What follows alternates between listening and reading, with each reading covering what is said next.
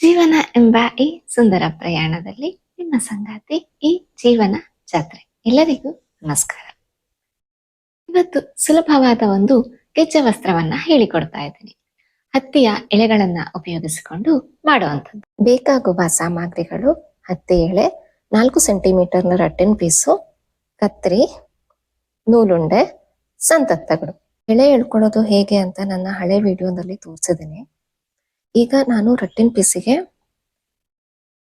ಇಲ್ಲಿ ಒಂದ್ ಸ್ವಲ್ಪ, ಇಲ್ಲಿ ಒಂದ್ ಸ್ವಲ್ಪ ಕಟ್ ಮಾಡ್ಕೊಂಡಿದ್ದೀನಿ. ನೂಲನ್ನ ಹೀಗೆ ಹಾಕೊಂಡು ಇಟ್ಕೊಳ್ಳೋಕೆ ಈಸಿ ಆಗ್ಲಿ ಅಂತ. ಈಗ ನಾನು ಸುತ್ತಾ ಹೋಗ್ತೀನಿ ಹತ್ತಿ ಎಳೆನ. ನಾನೀಗ 12 ಎಳೆ ಸುತ್ಕೊಂಡಿದ್ದೀನಿ. ಇಲ್ಲಿಗೆ ಕಟ್ ಮಾಡ್ಕೋತೀನಿ.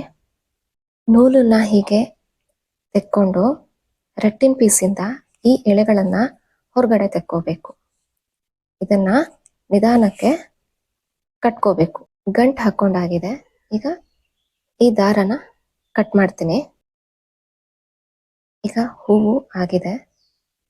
ರೆಡ್ ಮತ್ತೆ ಗೋಲ್ಡನ್ ಕಲರ್ದು ಸಂತತ್ತಗಳನ್ನ ಕಟ್ ಮಾಡಿ ಇಟ್ಕೊಂಡಿದ್ದೀನಿ.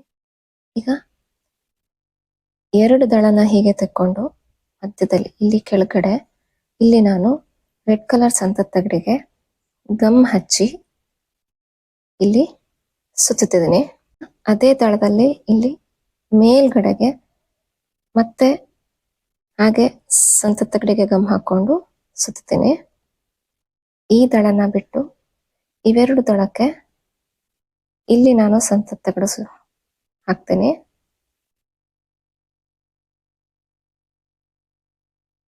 ಹೀಗೇನೆ ಮುಂದುವರ್ಸ್ಕೊಂಡು ಹೋಗೋದು.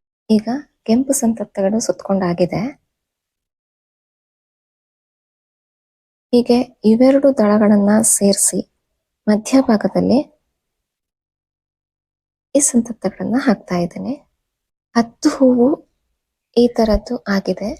ಒಂದು ಹೂವು 5 ಸೆಂಟಿಮೀಟರ್ನ ರಟ್ಟಿನ ಪೀಸನ್ನ ಇಟ್ಕೊಂಡು ಮಾಡಿರೋದು. ಅದ್ರಕ್ಕಿಂತ ಸ್ವಲ್ಪ ದೊಡ್ಡದಾಗಿ ಬಂದಿದೆ. ನಾನೀಗ 11 ಹೂವನ್ನು ಜೋಡಿಸಿಟ್ಕೊಂಡಿದ್ದೀನಿ. ಈಗ ಹತ್ತಿಯ ನೂಲಿಂದ ಒಂದೊಂದೇ ಹೂವನ್ನ ಕಟ್ತಾ ಹೋಗ್ತೀನಿ.